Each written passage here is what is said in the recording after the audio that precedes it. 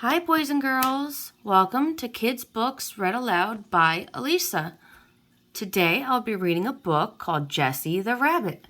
It is written by T. Albert, illustrated by myillustrations.com.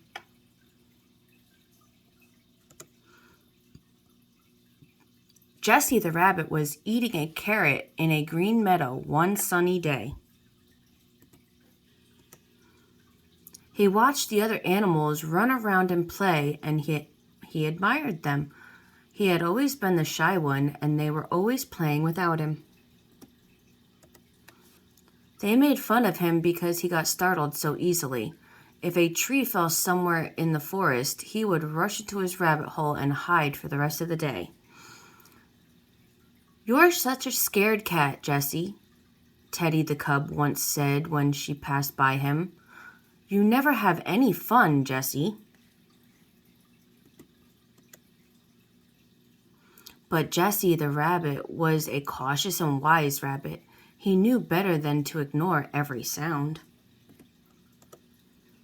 "I may look stupid and scared, but I will always be prepared for danger," thought Jessie. He would hide and curl up every time he heard a crack or saw a shadow loom over his hole. One fine day, just like any other, a distant crack was heard. A tree fell down, and a light brightly burned.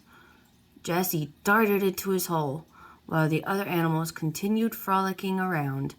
Jessie shouted as loud as he could, "Run!" But no one heard him, so he jumped inside his hole and curled up into a ball. While Jessie was hiding, he could still hear the others laughing.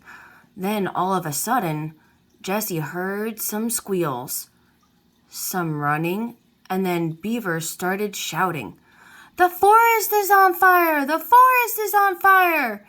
Everybody run! The fire is spreading!" The beaver continued to shout as he ran past Jessie's hole. The whole forest was in a wild panic.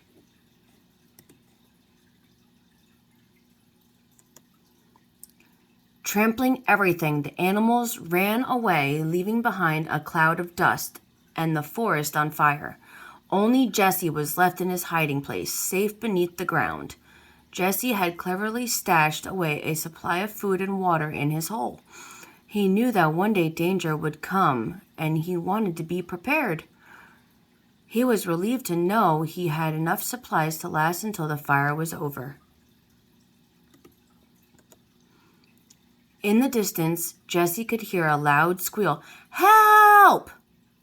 Someone help me, please!" Jessie did not want to come out of his hole, as he knew that the fire was spreading. But then he heard the squeal a second and third time. Jessie couldn't just hide in his hole while someone was out there on his own. Jessie slowly raised his head from his hole. He could see the flaming trees all around. He heard another squeal and turned his head to see Teddy, the cub, lying down with his leg caught beneath a thick fallen branch. The ground around him was burning and the fire was getting closer.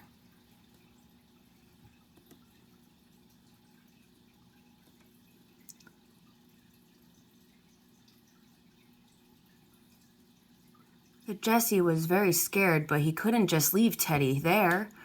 Huffing and puffing, he rushed with incredible speed towards Teddy. "Jessie, please, you need to find a way to get this thing off," said Teddy. Jessie started running around, looking for a way to help.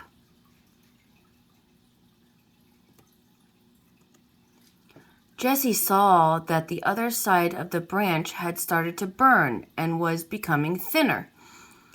Jessie had an idea, and he darted down into his hole.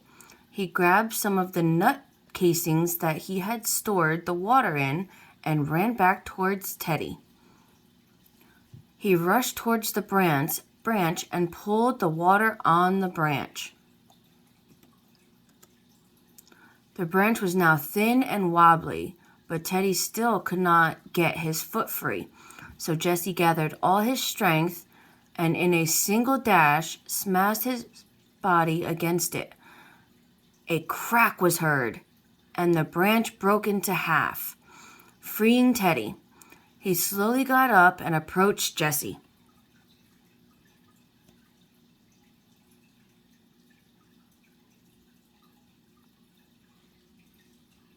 Teddy was surprised at Jessie's heroism, and even more surprised at how he had managed to free him. He saw Jessie lying down. Jessie was looking very tired, so he picked him up in his mouth and rushed away from the fire into the cool hills nearby.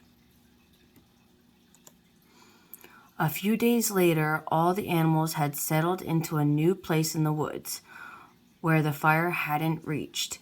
Everyone was still playing, but something had changed. Teddy the cub was taking care of Jessie, the rabbit who was still recovering.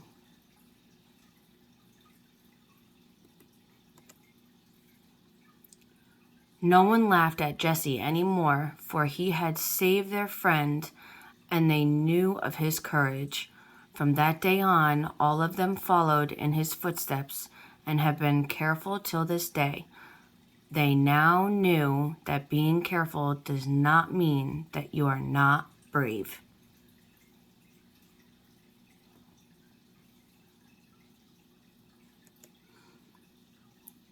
The end, guys. Thanks for listening. Come back soon to read with me.